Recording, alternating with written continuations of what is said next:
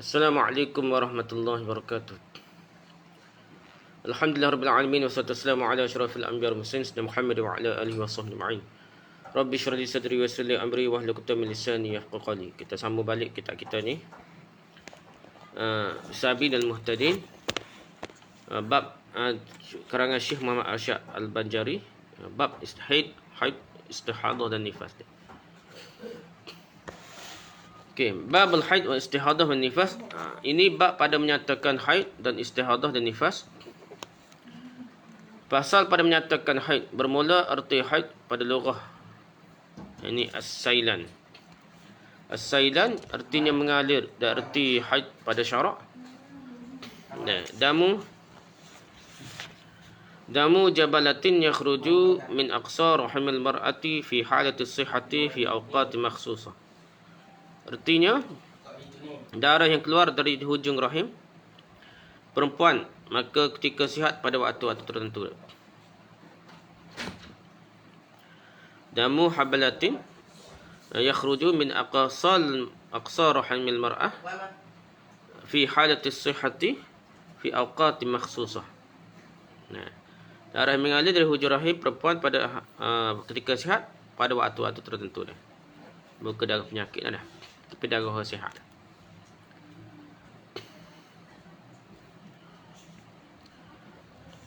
Okey. Bermula asal pada haid itu berfirman Allah Taala, yas'alunaka 'anil mahid qul huwa adza fa'tazilun nisa'a fil mahid wa la taqrabuhunna hatta yadhhun. Fa idza tatahharna fa'tuhunna min haitsu amarakumullah. Artinya, mereka bertanya kepadamu tentang haid. Katakanlah haid itu adalah suatu kotoran. Oleh sebab itu, hendaklah kamu menjauhkan diri dari wanita di waktu haid. Dan janganlah kamu mendekati mereka sebelum mereka suci. Apabila mereka telah suci, maka campurilah mereka itu di tempat yang diperintahkan oleh Allah kepadamu. Surah Al-Baqarah ayat 222.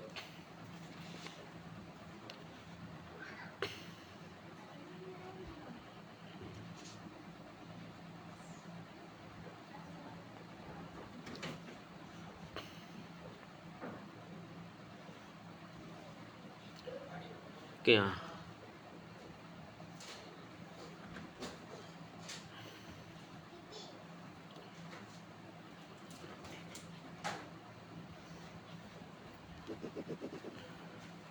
Lepas tu dan sabda Nabi SAW, hadza sya'un katabahu Allah ala banati Adam. Hadza amrun katabahu Allah ala banati Adam. Inilah suatu yang telah disuratkan oleh Allah atas anak-anak perempuan Adam. Hadis riwayat Bukhari dan Muslim. Hadis riwayat Aisyah.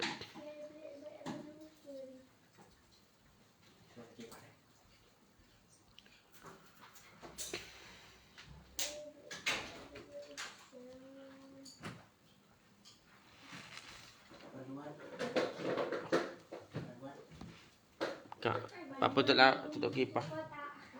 Apa tutup kipas? Okey, habis itu dah. Dan jadi inilah suatu telah disuratkan oleh Allah atas anak-anak perempuan Adam. Hadis riwayat Bukhari, Muslim dari hadis Aisyah, dari Aisyah radhiyallahu anha. Okey, bermula sekurang-kurang tahun haid itu sempurna 9 tahun. 9 tahun. Dikata 9 tahun lah. Qamariyah. Bukan masih dah 9 tahun boleh inilah boleh hijrahnya. Dengan takrib, tiada dengan tahdid. Lebih kurang lah dah. Maka jika lo melihat perempuan akan darah dahulu daripada sempurna 9 tahun, qadar yang tiada meluaskan ia akan haid.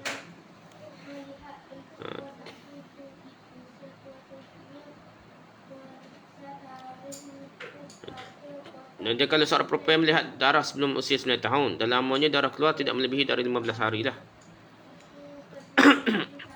Dan suci itu 15 hari atau kurang. Dah. Jadi dia dah suci pula 15 hari dah. Maka darah yang dilihatnya itu haid. Dah. Nak tahu dia, kalau dia mula keluar tu, 15 hari kurang daripada 15 hari atau kurang lah. Dan dia pula memula walaupun kurang sebenarnya tak umur tak sampai 9 tahun pun. Tapi dia keluar haid dah. Dia kira itulah balik lah dah. Kira haid lah dah.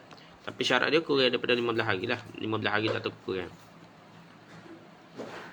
Berbeza kalau keluar dari masanya, maka bersalahan jika ada kurangnya daripada 9 tahun. Qadar yang meluaskan akal haid dan suci itu 16 hari atau lebih. Kedarah dilihatnya itu di darah rosak, bukan darah haid lagi. Inilah dia. Berbeza kalau keluar dari masa suci ni 16 hari dia. Atau lebih. Sedangkan usianya belum mencapai 9 tahun, maka darah keluar itu adalah darah penyakit, bukan darah haid. Jadi contohnya dia keluar 16 hari ke atas dah. 15 hari, 16 hari dah. Walaupun dia tak sampai 9 tahun, keluar lebih daripada 16 hari, maka tu bukan darah haid lah, darah penyakit. Okey. Dan sekurang-kurang masa haid itu qadar sehari semalam, padahal ia berhubung iaitu 24 saat. Yang ni ya maksudnya jangan sambung terus-menerus lah selama 24 jam lah maksudnya dia. Tu paling kurang lah. Okey, berarti tu dah maksudnya sehari penuh. Paling kurang tu dia kata dah. Bermula dikendaki dengan berhubung bahawasanya umpama kapas, jika dimasukkan ia ke dalam faraj, nescaya berlumurlah ia dengan darah. Kalau masuk kapas, nampak berlumur dengan darah. Jika tiada keluar darah, itu kepada tempat yang wajib membasuh dia, tak kala istinja sekalipun. Jika keluar darah tu dah, kebatas yang wajib dibersihkan dalam beristinja lah. Maksudnya kuasa tu dah. Dan hanya senya diqayyidkan darah yang pada yang qadar semalam itu dengan jalan berhubung. Kerana bahawasanya dimaksud menyatakan sekurang-kurang haid dan tiada tasawur sekurang-kurang melainkan serta berhubung. Kerana jika tiada berhubung darah itu seperti berputus-putus keluarnya, maka tiada sunyi ada kalanya sampai perhimpunan darah yang tercerai itu sehari semalam atau tiada, maka jika sampai ia niscaya lazimlah lebih atas sekurang-kurang, kerana bahawasanya naqab yang pada silang-silang sekalian darah itu haid pula seperti darah itu dah.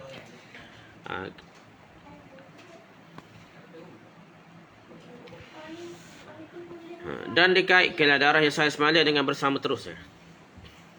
Tak berhenti dah sehari semalam dah. Kerana dimasukkan menyatakan waktu haid yang terpendek itu terkecuali dengan bersambung terus. Kerana itu kalau tidak bersambung terus darah yang keluar seperti terputus-putus keluarnya, maka akan terjadi bahawa waktu keluar darah yang bercerai-cerai tadi, kalau jumlahkan waktunya sehari semalam juga. Kalau ia putus, sejam berarti 2 jam. 2 jam lepas tu tubik pula 3 jam. Masa sejam 2 jam sama pula.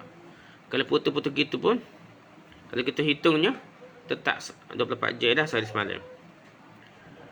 Atau tidak sampai sehari semalam. Kerana itu, kalau sampai sehari semalam, tentunya lebih dari haid yang terpendek.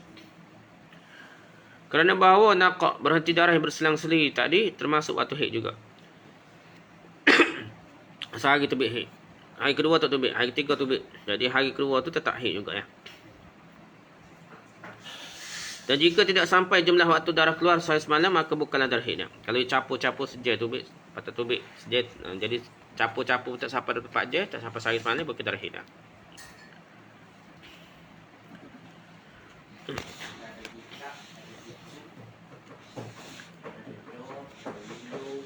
Dan sebanyak masa haid itu 15 hari, 15 malam. 15 hari 15 malam itu paling lama lah. Dan jika tiada berhubung, ia sekalipun masa tak bersambung-sambung lah 15 hari tu, maksudnya sehari haid, hari kedua tak haid, tak ada darah, hari ketiga ada haid, sampai 15 hari dah. Jadi ada hari tak ada haid, ada hari ada haid, sampai 15 hari itu maksimum dia je, walaupun tak bersambung ya.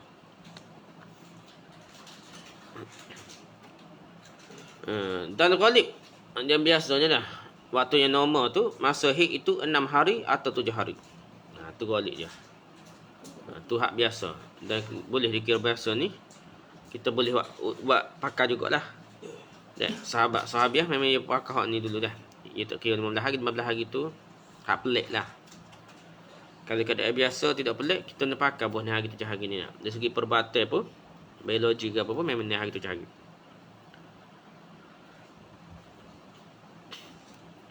Okey. Batas sekalian itu sabit ia dengan periksa Imam kita Syafi'i radhiyallahu. Jadi Imam Syafi'i dah cek tu dah. Ni 7 hari, lepas tu 15 hari dah. Maksimum wanita haid. Itu Imam Syafi'i tanya-tanya lah buat siasatan dah. Soal selidik dah. Macam kita ngaji dah ni dah, boleh ijazah, boleh master, boleh SD pun. Kalau beda yang kajian ni mesti buat kajian lah, kena buat soal selidik. Dan sekurang-kurang masa suci antara dua haid itu 15 hari. 15 malam. Dalam sebulan itu mesti 15 hari masa suci maksimum dia. Dari kerana dalam sebulan itu pada ghalibnya tiada sunyi daripada haid dan suci. Tidak. Ada biasanya ada lah waktu haid, waktu suci dia. Maka apabila ada sebanyak-banyak haid itu 15 hari. Nescaya lazimlah bahawa ada sekurang-kurang suci itu 15 hari pula. Gitulah dah. 15 kalau sebulan 13 hari, 15 hari suci, 15 hari haid. Dan keluar dengan antara dua haid. Iaitu suci antara haid dan nifas. Antara haid lah.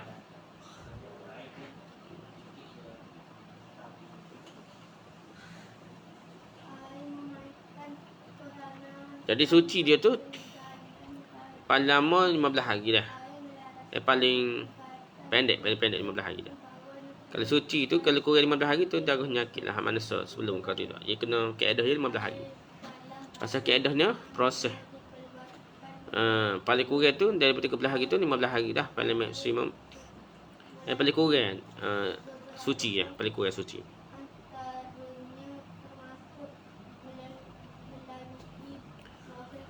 Dan nifas dah. Antara haid dan nifas dah. Maka iaitu harus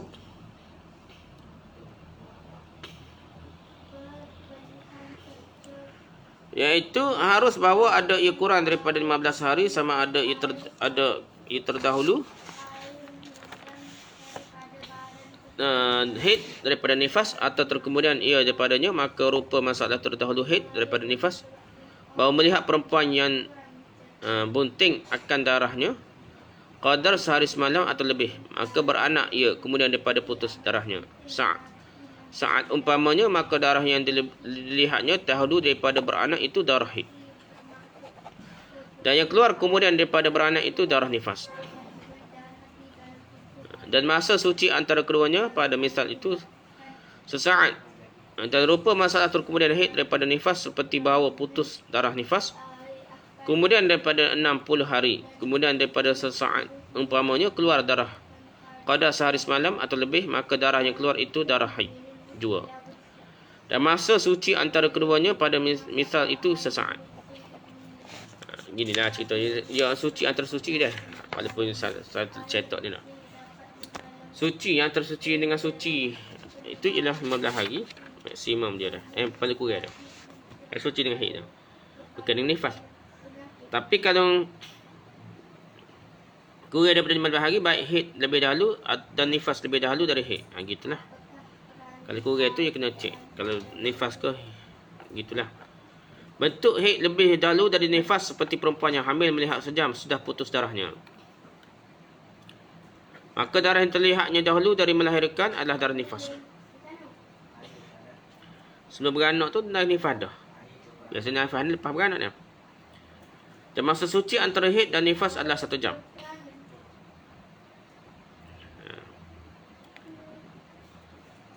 Bentuk haid kemudian dari nifas seperti putus darah nifas. Sesudah 60 hari sudah sejam keluar darah selama darah haid dan masa suci antara haid adalah 1 jam. Lepas masa sebentar lah. Lepas suci daripada nifas, sejam lepas tu kalau tubik darah lagi tu panggil darah haid. Itulah lebih kurang. Tapi mazhab kita secara umumnya dia kata haid berlaku dalam mengandung dah. Ha. Nah. Tak.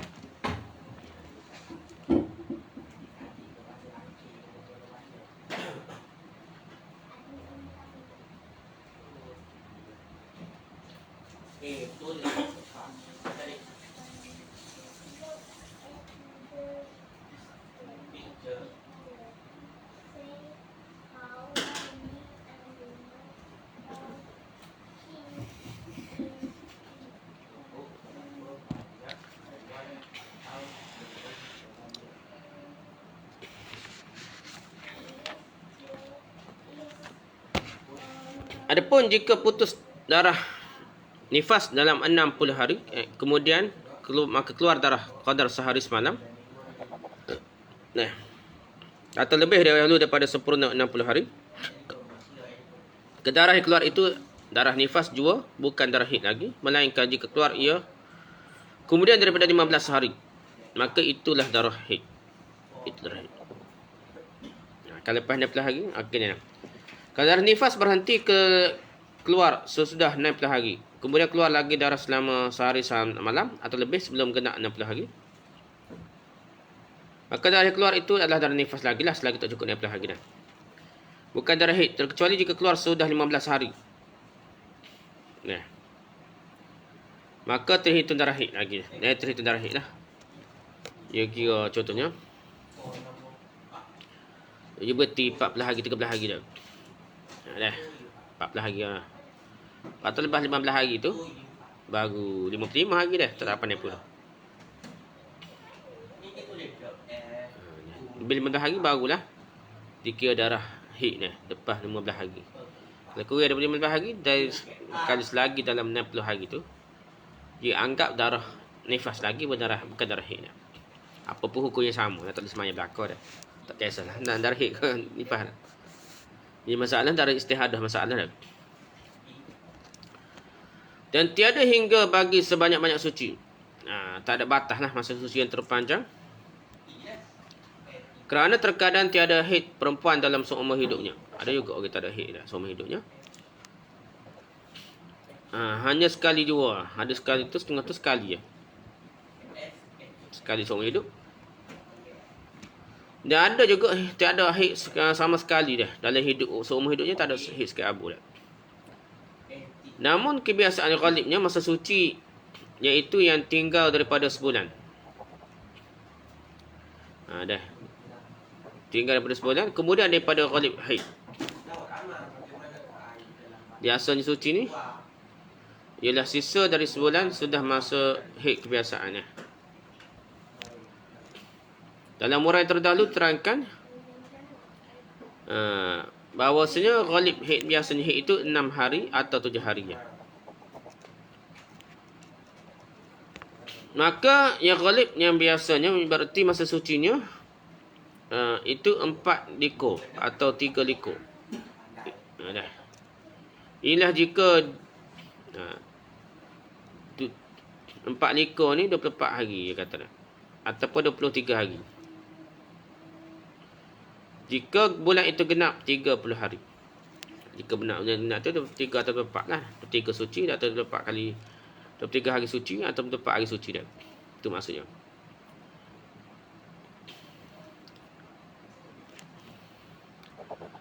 Dan lepas tu, dan kalau bulan itu hanya 29 hari, berarti sucinya 23 hari atau 22 hari dah. Itulah maksudnya dah. Ya, maksimum lah.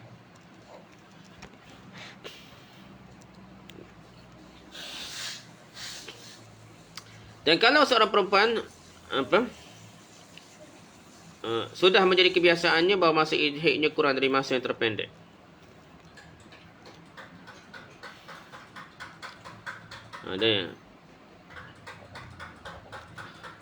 atau lebih panjang dari masa yang terpanjang. Peliklah hak berlaku dia.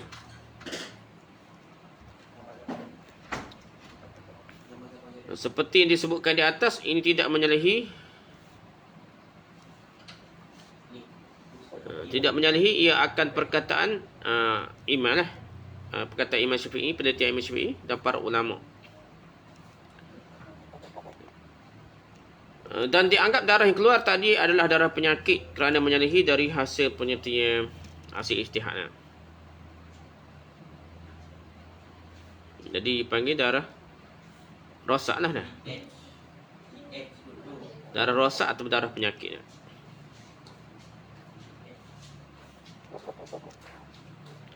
Jadi kalau lebih daripada 15 hari, 16 hari contohnya darah tu, maka hak lebih tu dianggap darah mustahadah, darah istihadah, darah penyakit lah.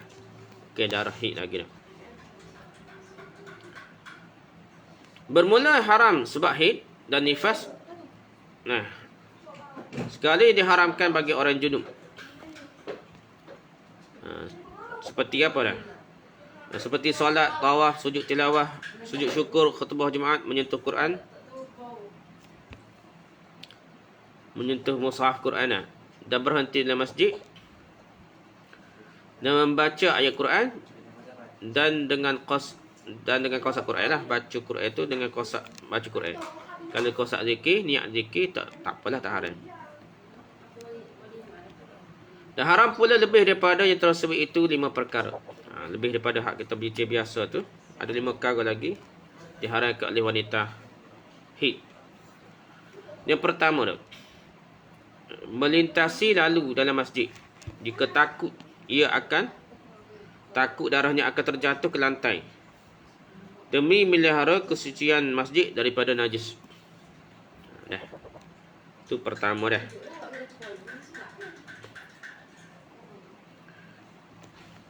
Dan kalau tidak dikhawatirkan terjatuh, maka tidaklah diharamkan melintasi dalam masjid, tapi hanyalah makruh. Gitu dah. Kalau dia rasa tak jatuh darah haid tu, maka itu dia anggap makruh saja, tak sampai haram.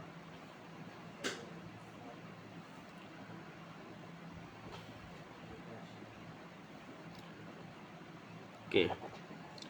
Orang yang haid seperti orang yang ada selain seperti orang yang haid ni, orang lain pun ada juga iaitu sempurna haid ni, iaitu orangnya ada pada pakaiannya atau badannya atau seliparnya, sandalnya, kasut dia tu, di bawahnya ada najis yang basah ni, najis yang melekat lah.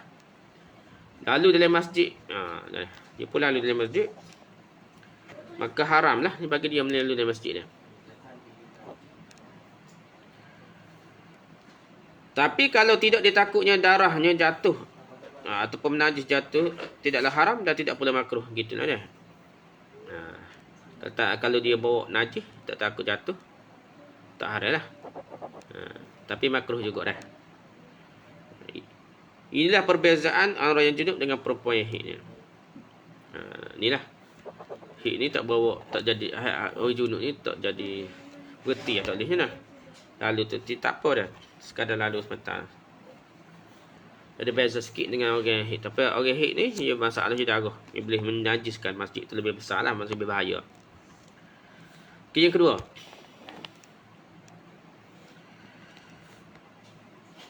Yang keduanya, diharamkan dia mandi dan tayamum kerana mengangkat hadas. Tak boleh. Haram lah. Atau kerana ingin melakukan ibadah, diharamkan kerana haid dan nifas. Terkecuali mandi sunat sahaja dalam melaksanakan ibadah haji. Jadi orang haid dan nifas ni, tak boleh dia mandi dia kerana nak angkat hadas. Tapi kalau mandi sunat, tak apa untuk pada haji sunat. Iaitu niat ke apa lah, niat dah. Niat haji tu, dia sunat lagi. Walaupun dia tak buat upacara haji lah, tawaf ke apa, tak boleh haji dah.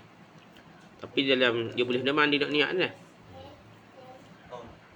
Dan yang ketiga yang diharamkan dah. Dan lagi lah, diharamkan lagi bagi orang haid dan nifas ni, dia tambah banyak lagi haram dah daripada ni junub. Dan yang ketiganya puasa. Maka bagi itu haram sebab haid dan nifas. Lagi tiada sah dengan ijma'. Ijma' nama sepakat tak sah. Kerana sabda Nabi sallallahu alaihi wasallam, "Alaysa idza hadatul mar'atu lam tusalli wa lam tasum." Artinya bukanlah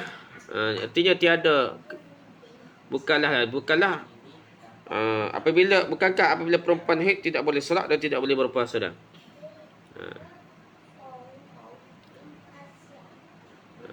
Yang ni haram lah, maksudnya tak boleh puasa ni. Yang ni diketahui umum haram keduanya. Atas riwayat Bukhari dan Muslim lah. Riwayat Bukhari Muslim. Jadi haram maksudnya lah.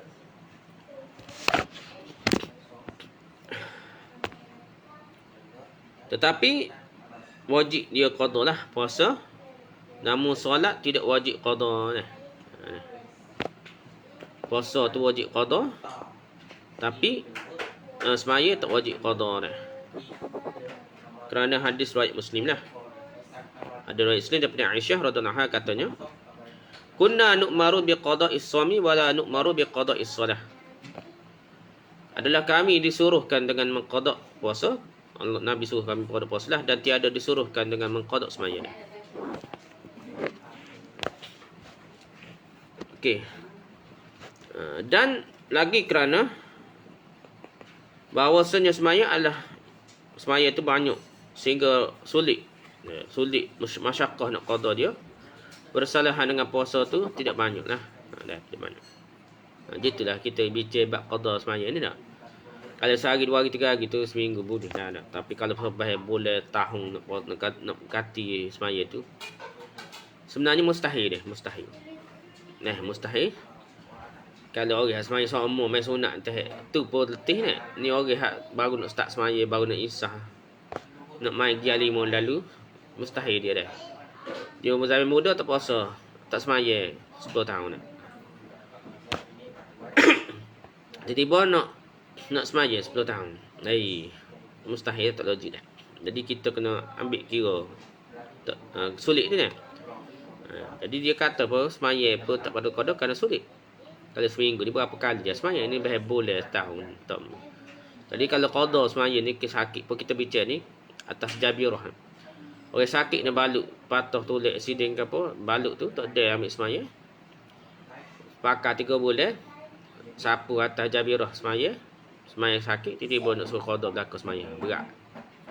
Kalau dia 7 hari pun syariat tidak mensyariatkan kena qada semaya. Tambah lagi lah. Boleh sakit dah. Dan apabila tiada wajib, maksudnya bila tidak wajib mengqada solat, maka adakah sunat ataupun makruh atau haram mengqadanya? Bincang pula. Jadi dia kata sini bersalah ulama pada yang demikian itu dah. Dari ulama khilaf. Dah. Sebahagian ulama mutaqaddimin, ulama zaman dulu dah, iaitu Ibn Sabakh Ruyani dan Ibn Ajil mengatakan makruh mengqadanya, tak sampai haram dah. Ibn Sabakh dan Ruyani dan Ibn Ajil makruh qada. Pendapat ini menjadi pegangan Syekhul Islam dan Syekh Ramli. Syekh Islam tu Syekh Zakaria Ansari dan Syekh Ramli pegang ni lah. Dan Baidawi, Ibn Salah, Imam Nawawi, Syekh Jalaluddin Mahalli dan Syekh Ibn Hajar, kalau mengqada salat tadi dikatakan haram atau makruh, apakah sah salatnya tidak, maka yang dianggap kuat oleh Syekh Khatib. Ada lagi dah. Apa jawab dan kata? Dia kata Baidawi haram. Ni dia tak tahu di sini. Dia kata Baidawi haram atas mengqadanya dan menetapkan akan dia Ibn Salah dan Imam Nawawi, dan menjazamkannya, memutuskannya dengan Syekhul Jalaluddin Mahalli lah, Jalaluddin Mahalli, dan merajihkan akan dia Syekh Ibn Hajar Al-Haytami. Jadi ramai lagi ulama ni, Baidawi, Ibn Salah, Imam Nawawi, Syekh Jalaluddin Mahalli, Ibn Hajar ni kata haram, bukan makruh, haram.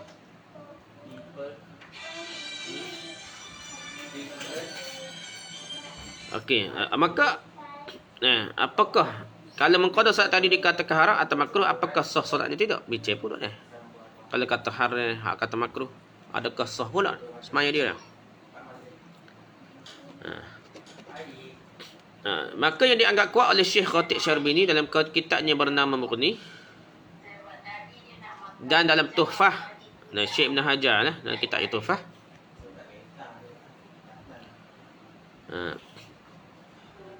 tiada sah semayanya. Tiada sah semayanya. Namun dikuatkan oleh Syekh Ramli dalam kitabnya Nihayah, solatnya dia anggap sah lagi. Solatnya anggap sah lagi. Khilaf situ dia. Okey, yang keempat. Dan yang keempat. Jadi yang diharamkan bagi wanita haid dan nifas ni, menyentuh antara pusat dan lutut tanpa lapik sekalipun, tidak dengan syahwat, baik yang menyentuh dengan tangan, kaki, zakar dan lainnya, baik yang menyentuh dengan zakar, tanpa melakukan senggama dan tidak berlapik, atau sekalipun dengan senggama dan berlampik. Maka semua itu diharamkan bagi yang haid dan nifas.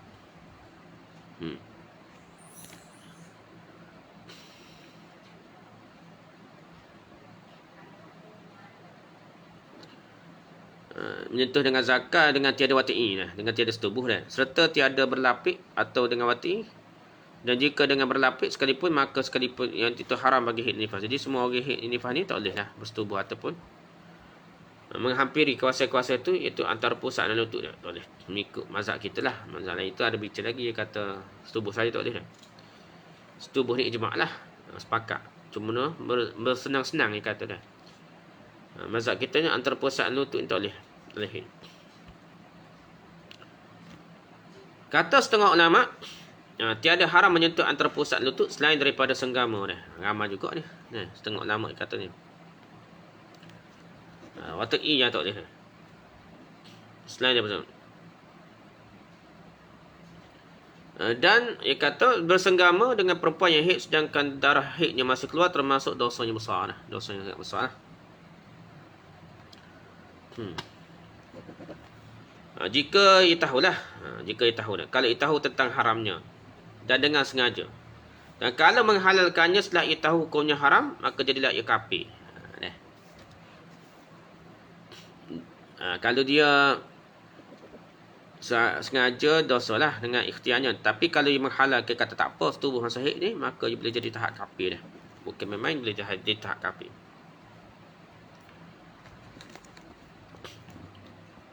Tapi yang i'tiqad halal wati'i, tapi bagi yang yakin halal setelah darah haidnya terhenti dah. Dah. Dia ada dua tu, darah haid dia tak mandi lagi dah. Menambah antara darah haid sebelum mandi wajib dia dah, ataupun berhenti darah haid setubuh lalu. Ada dua perbahasan. Dan sebelum mandi lagi, atau pada akhir darah keluar dah. Darah tu sikit-sikit akhir ni.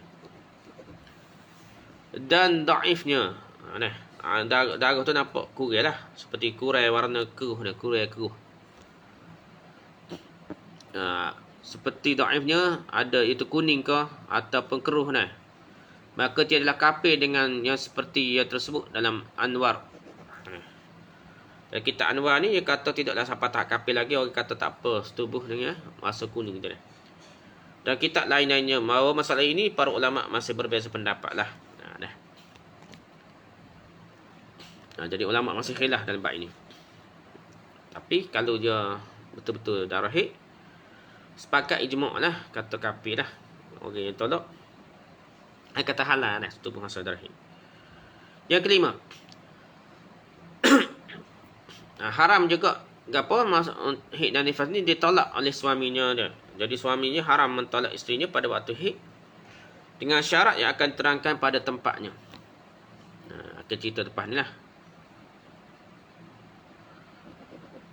Iaitu haram disebabkan haid dan nifas kerana akan merugikan perempuan itu. Jadi mudarat bagi perempuan itu, sebabnya panjang iddahnya kerana pada masa haid tidak dihitung dalam masa iddah lagi. Kerana masa haid tidak lagi dihitung iddahnya lagi. Lagi dah. Itu kaedah dia lah. Apabila putus darah haid dah dan nifas telah berhenti, maka halal baginya mandi dah. Baru halal mandi kerana mengangkat hadas ataupun tayamum, boleh, baru boleh. Dan tidak halal dahulu daripada sebelum mandi dan tayamum, semua yang diharamkan melainkan dua perkara. Jadi dia tak boleh setubuh gapo, banyak perkara lah, baca Quran ke semaya ke, semua tak boleh buat kecuali dua perkara aja. Dua perkara ni boleh dia buat walaupun tak ada mandi wajib lagi. Dia tak boleh semaya, tak boleh baca Quran ke apa. Tapi dua perkara ni boleh walaupun dia tak mandi wajib lagi, dia boleh buat dah. Gapo dia? Pertama puasa. Puasa puasa kerana hilang sebab haramnya ialah khusus haid. Sebab haramnya bukanlah umum. Dengan dalil tidak haram puasa bagi orang junub. Jadi dia kiyah ia sama dengan junub dah. Dan tiada sebab haramnya itu umum dan keadaannya haid itu. Hadas dan dengan dalil tiada haram. Kerana kalau sebab haramnya itu demikian secara haramlah puasa bagi orang junub.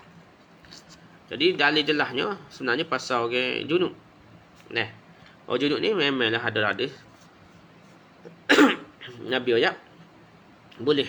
Nabi pun pernah puasa dia dalam keadaan berjunub lagi. Subuh tu dalam keadaan junub lagi, Nabi mandi lepas waktu subuh.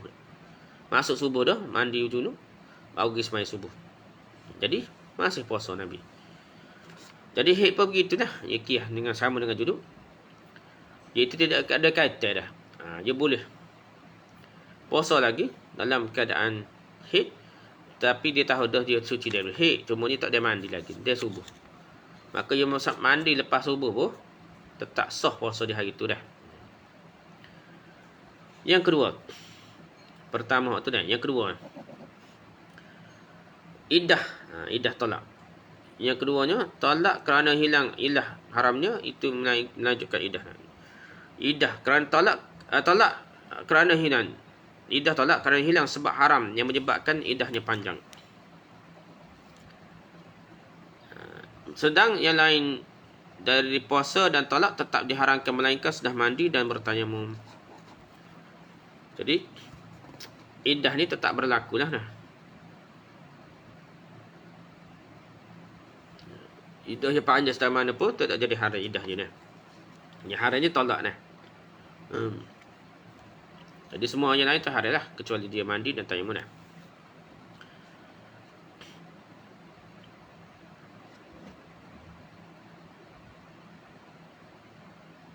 Ni dah dia gini iddah tidak dia talak pun tak haram ni kan. Jadi dia ni kira iddah dah, dia masih iddah dah. Dia cuci dah. Dia cuci haid, dia tak ada mandi, tiba-tiba tak laki cerah dia dalam keadaan dia habis dah haid dah. Ni panggil jadi dia tidak haram lah. Tak laki pun tak haram, dia pun tak haram, iddahnya boleh lah. Masa tu dah. Tak jadi haram, cerah pada waktu tu.